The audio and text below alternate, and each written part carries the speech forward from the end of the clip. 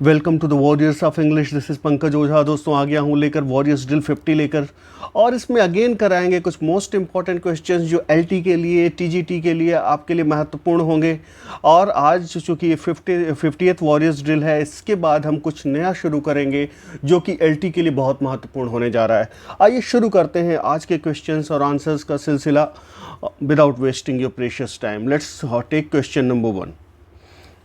ये देखिए यहाँ पर, politicians can fool some people some of the time but in the end the chickens come home to roast. अब यहाँ पर देखिए अंडरलाइन पार्ट जो है, the chickens come home to roast का मतलब आपको बताना है। Politicians can fool some people some of the time but in the end the chickens come to the roast. आप कोई भी राजनेता किसी भी लोगों को मूर्ख बना सकते हैं, लेकिन अंत में the chickens come home to roast. तो what do you mean by the chickens come home to roast? Option A, the consequences of doing wrong always catch up with the wrongdoer. The result of good deeds is good, or past mistakes or wrongdoings have come back to cause us problems. D, A and C. तो दोस्तों यहाँ पर A and C दोनों विकल्प सही हो जाएंगे। A भी सही है और सी भी सही है, तो यहाँ पर डी वाला आपका सही होगा। ध्यान में रखिए, ये एक ईडियम है, द चिकन्स कम, या यूँ कह लीजिए प्रोवर्ब टाइप का है, the chickens come home to roast. इस एक्सप्रेशन का मतलब ये होता है कि आपका जो, अगर आप गलत कर रहे हैं तो आपके गलत काम अंत में आपको ही परेशान करेंगे। गलत काम कहने का मतलब, अगर आप गलत कर रहे हैं, गलत कामों में संलिप्त हैं, तो सबसे पहले वो गलत काम आप ही पर आएंगे। तो the chickens come home to roast ऐसे यूज होता है। The consequences of doing wrong always catch up with the wrong doer. Okay, जैसे कि मैकबेथ में भी मैकबेथ बोलता है कि जो हम जहर का प्याला दूसरों के लिए बनाते हैं, अंत में हमें ही उसे पीना पड़ता है। ऐसे कुछ इसका अर्थ हुआ, तो ध्यान में रखिएगा। Let's move on to question number 2। ये वॉरियर्स का प्लेटफॉर्म है, यहाँ पर आपको टू द पॉइंट तैयारी कराई जाती है। आइए शुरू करते हैं, क्वेश्चन नंबर 2 को देखते हैं। Canada's permissive attitude towards anti Bharat elements is a cause of concern. जो परमिसिव एटीट्यूड है कैनेडियन गवर्नमेंट का एंटी भारत एलिमेंट्स के प्रति, वो चिंता का विषय है। तो परमिसिव का क्या मतलब हुआ? अलाउिंग और showing a freedom of behaviour that many people approve of, allowing or showing a freedom of behavior that many people do not approve of, showing a freedom of behavior that many people enjoy, disallowing freedom of speech. अब आपको बताना है क्या answer होगा। What do you mean by permissive? These are the standard questions, और हर एक examination all over India नहीं, अराउंड द वर्ल्ड लेवल पे जितने एग्जामिनेशन होते हैं, ये हर जगह आपके काम आएंगे। जो वोकैब के क्वेश्चंस हैं, जो लिटरेचर के क्वेश्चंस हैं। So be careful, don't underestimate. Question number 2 पर आते हैं, बताइए इसका जवाब क्या होगा। क्वेश्चन नंबर 2 की बात करें तो यहाँ पर परमिसिव, अगर किसी का एटीट्यूड परमिसिव है तो वो ऐसी चीज़ों को अलाउ कर रहा है, ओके, या फ्रीडम दे रहा है जिसे बहुत सारे लोग पसंद नहीं करते। ओके, बहुत सारे लोग जिस बात को पसंद नहीं करते, आप उस बात की अनुमति दे रहे हैं। ओके, ये होता है परमिसिव एटीट्यूड।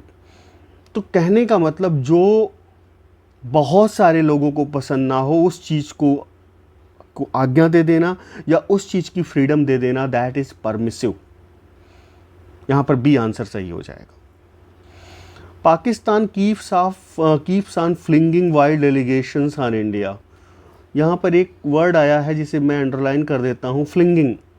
तो फ्लिंगिंग का मतलब क्या होगा? पाकिस्तान जो है फ्लिंग करता रहता है वाइल्ड एलिगेशंस इंडिया पर। तो मजल करना, थ्रो करना, क्लेम करना, अराइव करना, तो अनडाउटेडली जैसा कि सेंटेंस से ही क्लियर है दोस्तों, यहाँ फ्लिंग करना मतलब थ्रो करना, कोई चीज़ फेंकना। खासकर एलिगेशंस, हमेशा एलिगेशंस पाकिस्तान इंडिया पर लगाता रहता है, ये मतलब है। फ्लिंगिंग मीन्स थ्रो करना। Let's move on to next question. To catch a tartar. To catch a tartar ये ईडियम है, इसका क्या मतलब होगा? To trap wanted criminals with great difficulty, to catch a dangerous person, to meet with disaster, to deal with a person who is more than one's match। आपको जवाब देना है टू कैच ए टार्टर। देखिए, catch a tartar का मतलब ये होता है ना कि कई बार एक होता नहीं कि अब हम कहते हैं हिंदी में, विशुद्ध हिंदी में कहते हैं यहाँ उत्तर प्रदेश साइड में कि ऊंट पहाड़ के नीचे आ गया, या जब ये इंसान उस व्यक्ति से लड़ेगा ना तब इसका ऊंट पहाड़ के नीचे आएगा। कहने का मतलब ये है, if you are catching a tartar, तो आप उस व्यक्ति से भिड़ जाते हैं, उस व्यक्ति से लड़ जाते हैं जो आपसे ज़्यादा ही ताकतवर है, कम नहीं है। ओके, तो to trap wanted criminal with great difficulty, to catch a dangerous person, to meet with disaster, to deal with a person who is more than one's match. Question number 4 की अगर बात करें तो क्वेश्चन नंबर 4 में दोस्तों यहाँ पर B जवाब देने वाले सही हैं। To catch a tartar means to catch a dangerous person. Question number 4 में बी जवाब देने वाले यहाँ सबके सब सही हो जाएंगे। कहने का मतलब उस व्यक्ति से भिड़ जाना जो कहीं ना कहीं आप पर भारी पड़ रहा है। Okay, to catch a tartar. Let's move on to next question. According to Bacon who condemns studies. अब देखिए यहाँ बेकन की आप स्टडीज से क्वेश्चन है ये, जो कि एलटी ग्रेड के लिए ज़रूरी है। According to Bacon who condemns studies, Bacon के हिसाब से स्टडी को कौन उसकी निंदा करता है, अध्ययन की निंदा कौन करता है। क्वेश्चन नंबर 5 का रिस्पॉन्ड करना है। यहाँ पर आपका उत्तर हो जाएगा, अगर आप पूरा लाइन बाय लाइन एक्सप्लेन किया गया है बेकन का, आप स्टडीज क्राफ्टी मैन आंसर हो जाएगा। आप बिल्कुल देखिएगा यहाँ पर रिस्पॉन्स क्या हो जाएगा, क्राफ्टी मैन। नेक्स्ट क्वेश्चन पे आते हैं। To keep one's temper, to keep one's, what do you mean by to keep one's temper? To be hungry, to be in good mood, to preserve one's energy, to be aloof from. तो to keep one's temper means to be in good mood हो जाएगा। Question number 6 की अगर बात करें तो यहाँ B जवाब देने वाले सबके सब सही हैं, बी रिस्पॉन्ड करने वाले सही होंगे। If you are keeping your temper, it means you are in a good mood. ध्यान में रखिए। When was LG written country chart published? That's again a most important question, keeping in mind LT grade examination and GIC lecturer examination. तो question number 7 का जवाब देना है आपको। Question number 7 में विकल्प, चारों विकल्प आपके सामने हैं। क्वेश्चन नंबर 7 की बात करें दोस्तों तो यहाँ पर ए जवाब देने वाले सबके सब सही हैं। 1751 is the right answer. The plowman homeward plots his weary way. The figure of speech in the above line is. देखिए बहुत ही क्लीशे टाइप क्वेश्चन है। It has been asked various times in various examinations. तो plowman homeward plots his weary way, आपको figure of speech बताना, ऑक्सिमोरन, antithesis, transferred epithet. पन तो यहाँ पर ट्रांसफर्ड एपिथेट होगा, जहाँ पर एडजेक्टिव जो लगना चाहिए वहाँ ना लगा के कहीं और लगा दिया जाता है, तो वहाँ पर ट्रांसफर्ड एपिथेट होता है, आपको मालूम है। ओके, जैसे स्लीपलेस नाइट्स आप यूज करते हैं एक्सप्रेशन ना, स्लीपलेस नाइट्स। वियरी वे क्या थके हुए रास्ते नहीं हैं। Ploughman homeward plots is weary वे, जैसे ये है यहाँ पर देखिए, तो यहाँ पर वियरी वे थके हुए रास्ते नहीं है, प्लाउमैन थका हुआ है, लेकिन रास्ते के पहले ये एडजेक्टिव लगा दिया गया, इसीलिए यहाँ पर ट्रांसफर्ड एपिथेट हो गया। Gray belongs to churchyard school of poetry, graveyard school of poetry, both, none. Question number 9 की बात अगर करें तो यहाँ पर graveyard school of poetry is the correct answer. Graveyard school of poetry. Gray किससे बिलोंग करते हैं? ग्रेवयार्ड स्कूल ऑफ पोएट्री से बिलोंग करते हैं ग्रेवयार्ड, ध्यान में रखिएगा। नेक्स्ट क्वेश्चन पर आते हैं। Who called Shelley an ineffectual angel beating in the voids his luminous wings in vain? किसने कहा इनइफेक्चुअल एंजल? शैली को किसने कहा कि जो who is beating in the void his luminous wings in vain? Question number 10 की बात करें अगर तो यहाँ पर this is uttered by none other than Matthew Arnold, तो आप ध्यान में रखिएगा। The clocks are chiming in my heart, their cobweb chime, old murmuring of days that die, the sob of things drifting by, the above lines are from। ये lines कहाँ से हैं? These are the most important lines। मैं आपको बता दूँ ये most important lines हैं, एग्ज़ाम में पूछा जा सकता है आपसे, आप बताइए कहाँ से ली गई हैं ये lines। Past by John Galsworthy, sonnet number 21 by Shakespeare, and in an imitation of Spenser by Keats, Scorn not the sonnet by Wordsworth। Question number 11 की अगर हम बात करें दोस्तों, without wasting your time let me tell you that these are the lines from past by John Galsworthy, past by John Galsworthy. तो यहाँ पर ये ध्यान में रखिए, वो clocks are chiming in my heart, वो कह रहे हैं जो घड़ी की घंटी वो मेरे दिल में बज रही है। They are cobweb chime old murmuring of days that die, old वो उन दिनों की जो दिन गुजर गए हैं उनकी बात कर रहे हैं। The sob of things drifting by, उन लोग जो चीज़ें गुजर गई हैं उनकी सॉब, उनकी सिसकियों की बात कर रहे हैं, कुछ इस तरह की बात कर रहे हैं अपनी पोम पास्ट में जॉन गैल्सवर्दी, ध्यान में रखिएगा। Who said about poetry that it begins in delight and ends in wisdom? किसने बोला कि poetry begins in delight, in happiness and ends in wisdom? Question number 20, Robert Frost, Wordsworth, T.S. Eliot, Ezra Pound। Question number 12 की बात करें तो question number 12 में दोस्तों यहाँ पर Robert Frost is right answer. Robert Frost ने ये कहा है कि क्या बोला है रॉबर्ट फ्रॉस्ट ने, क्वेश्चन नंबर 12 की बात करें अगर हम तो क्वेश्चन नंबर 12 में दोस्तों यहाँ पर रॉबर्ट फ्रॉस्ट ने बोला है it begins in delight and ends in wisdom. God made the country and man made the town, who penned the above lines? God made the country and man made the town. Question number 13, William Wordsworth, William Blake, William Cowper, William Shakespeare. Question number 13 की बात करें तो यहाँ पर William Cowper is the right answer. God made the country, man made the town, किसने ये लिखा? William copper ने लिखा, ध्यान में रखिएगा। Question number 13। Let's move on to next question. देखिए गॉड मेड, पहले इसका एक्सप्लेनेशन देख लीजिए। God made the country by William Cowper is a pastoral poem that celebrate the beauty and simplicity of rural life. This poem is about the simplicity and beauty of rural life.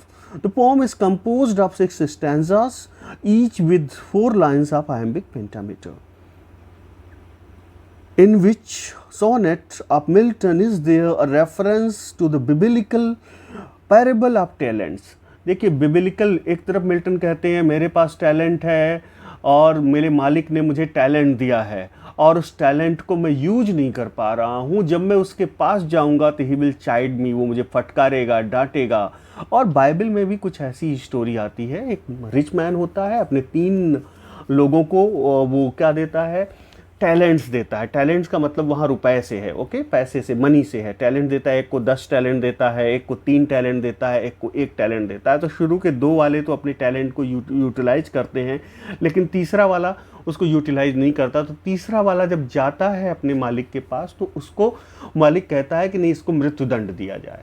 तो ये Bible में reference है जिसकी बात कहीं ना कहीं, वहाँ टैलेंट का मतलब पैसे से था, यहाँ टैलेंट का मतलब मिल्टन प्रतिभा से लगाते हैं, लेकिन वो बाइबलिकल रेफरेंस ज़रूर है कि वो बाइबलिकल कहानी का उद्धरण, अलूजन ज़रूर है कि मैं जो मुझे टैलेंट दिया गया था उसको मैं यूटिलाइज, चूँकि मैं ब्लाइंड हो गया हूँ तो मैं यूटिलाइज नहीं कर पाऊँगा, तो मुझे भगवान जो है क्या करेगा? पनिश करेगा। तो ये रेफरेंस इन विच किस सोनेट में दिया गया है? तो मैंने आपको इशारा कर ही दिया, बता ही दिया कहाँ पर, ऑन हिज ब्लाइंडनेस में दिया गया है, आप ध्यान में रखिएगा। Which of the following terms is current in modern uses as an epithet to literary hack work? अब देखिए आप इससे घबराइएगा नहीं, हैक वर्क क्या है? Literary hack work. Dalal, which of the following terms is current in modern uses as an epithet of literary hack work? अब ये कौन सा टर्म है जो आज के डेट में यूज़ होता है हैक वर्क के लिए? तो यहाँ पे ग्रब स्ट्रीट आपका आंसर हो जाएगा। क्वेश्चन नंबर 15 में ग्रब स्ट्रीट। देखिए दोस्तों, हैक वर्क जो होता है, hack work, literary hack work किसे कहते हैं? वो जो कहने का मतलब एक तरह से बहुत मीडियोकर टाइप का वर्क होता है, और या इस अगर हम थोड़ा सा if we put it in a simple way, तो वो वर्क जो आदेश दे के, कहने का मतलब किसी के ऑर्डर पे किया जाता है और बहुत ही तुच्छ, बहुत अच्छी क्वालिटी का लिटरेरी वर्क नहीं होता, एक तरह से प्रोफेशनल यूज के लिए जो किया जाता है। जैसे hack work, literary hack work आप कह सकते हैं ना, फिल्मों में जो गाने लिखते हैं, इस तरह की चीज़ें, एक प्रोफेशनल यूज के लिए होता है हैक वर्क। कहने का मतलब उसकी उतनी गुणवत्ता नहीं होती जितनी की नॉर्मल वर्क की होती है, तो उसे हैक वर्क कहते हैं। और कौन सा टर्म करंट में मॉडर्न यूसेज में, इस current in modern usage as an epithet to literary hack work? तो ये ग्रब स्ट्रीट हो जाएगा, ध्यान में रखिएगा। इसका एक्सप्लेनेशन देख लेते हैं थोड़ा सा। The term originated in 18th century and frequently used by writers. The name Grub Street denotes the word or class of literary hacks. As an adjective, also spelled Grub Street, it means having the nature of literary hack work. According to Samuel Johnson's dictionary, the term was originally the name of a street much inhabited by writers of small histories, dictionaries, and temporary poems, whence any mean production is called grub street. देखिए कोई भी जो mean production है उसे grub street कहा जाएगा, ध्यान में रखिएगा। यहाँ पर बस इतना सब कुछ लिखा हुआ। देखिए मैं हमेशा एम्फेसाइज करता हूँ किसी भी बुक में, सपोज आपने एम एच अब्राहम की बुक ले ली, क्रिस बैडलिक की बुक ले ली, किसी भी बुक में सब कुछ नहीं पढ़ना होता। If you really want to crack a competition, ये चीज़ कोई आपको नहीं बताएगा। वो कहेंगे ये बुक ले लीजिए, ये बुक ले लीजिए और उसको पढ़ जाइए, और यहीं पर आपके साथ ब्लंडर हो जाता है, आपके साथ खिलवाड़ हो जाता है। चूँकि हर क्षेत्र में इतना ज़्यादा कंपटीशन है, आपको यहीं पर एक गाइड की ज़रूरत होती है जो आपको गाइड कर सके कि क्या चीज़ पढ़ना है, क्या नहीं पढ़ना है, पढ़ने का अप्रोच क्या होना चाहिए। इतना सब कुछ मैंने पढ़ा। यहाँ पर देखिए क्या मतलब निकला, any mean production is called grub street. अब देखिए एनी मीन प्रोडक्शन, इतना सब पढ़ने का कोई उतना ज़्यादा नहीं मतलब निकला, grub street. Johnson himself had lived and walked on Grub Street early in his career. The contemporary image of Grub Street was popularized by Alexander Pope in his Dunciad. तो ध्यान में रखिएगा, ग्रब स्ट्रीट या hack work जो है क्या है, it is a kind of mean production. Which period of John Keats was called the most placid time in Keats' life by Cowden Clarke, a close friend of Keats? Question number 16. His visit to Lake District, Keats lodging in the attic above the surgery at 7 Church Street. Keats stay in Italy. Keats travel in Alps. आपको बताना है, question number 16 का आपको जवाब देना है। तो यहाँ बी जवाब देने वाले सबके सब सही हैं। Most placid time in Keats life कौन सा हो जाएगा? Keats lodging in the attic above the surgery at 7 street lodge, ये आपका आंसर हो जाएगा। क्वेश्चन नंबर 16 में जिन दोस्तों के जवाब बी आ रहे हैं वो बिल्कुल सही हैं। Let's move on to next question. From which religion did Eliot convert to Anglicanism? किस धर्म से जो एलियट हैं कन्वर्ट होके एंग्लिकनिज्म में आए? Question number 7, Protestantism, Puritanism, Catholicism, Unitarianism. Question number 17, यहाँ पर यूनिटेरियनिज्म आपका सही आंसर हो जाएगा। यूनिटेरियनिज्म, इससे कन्वर्ट होके एंग्लिकनिज्म में एलियट आए, ध्यान में रखिएगा। Next question, dash has a super abundant wealth of words and superfluous ornaments. Super abundant wealth of word, बहुत ज़्यादा शब्दों का यूज करना और अबंडेंट शब्दों का यूज करना। सुपरफ्लुअस ऑर्नामेंट्स, हाइपरबोली की बात हो रही है, लाइटिटीज की, रेटरिक की, ओवरटोन की। क्वेश्चन नंबर 18, यहाँ हम हाइपरबोली की बात कर रहे हैं, ध्यान में रखिएगा। किसकी बात कर रहे हैं? हाइपरबोली की बात कर रहे हैं। कुछ ज़्यादा ही बढ़ा चढ़ा के चीज़ें प्रस्तुत की जाती हैं। Shakespeare has written without rules and he neglected the laws of propriety. Whose words are these? किसने ये बोला शेक्सपियर के बारे में कि रूल्स और प्रोप्राइटी को शेक्सपियर ने फॉलो नहीं किया? स्टील ने बोला, सैमुअल रिचर्डसन ने बोला, डॉक्टर सैमुअल जॉनसन ने बोला, टी.एस. एलियट ने बोला। क्वेश्चन नंबर 19 की बात करें तो doctor Samuel Johnson is the right answer, ध्यान में रखिएगा, डॉक्टर सैमुअल जॉनसन ने बोला। This quote is from Dr. Samuel Johnson's preface to Shakespeare. Let's move on to next question. Who has written a famous poem with the title Reminding You of the National Flower of Wales? National Flower of Wales के बारे में किसने एक pome लिखी? तो ये national flower of Wales की बात करें तो ये डेफोडिल्स होता है, वेल्स का जो नेशनल फ्लावर होता है, और वर्ड्सवर्थ ने इस पर पोम लिखी। अनडाउटेडली थोड़ा सा राउंड अबाउट मैनर में पूछा गया है। ये देखिए, daffodils are the national flower of Wales. William Wordsworth lyric poem I wandered lonely as a cloud also daffodils reminds us of the national flower of Wales. तो दोस्तों ये 20 क्वेश्चंस थे आपके, इनको देख लीजिएगा, ज़्यादा टाइम भी नहीं लगेगा आपको देखने में। These are the most important questions जो कि बहुत प्रोबेबिलिटी है आपके एग्जाम में इनमें से क्वेश्चन पूछे जाएंगे। Thank you very much for watching this. God bless you all.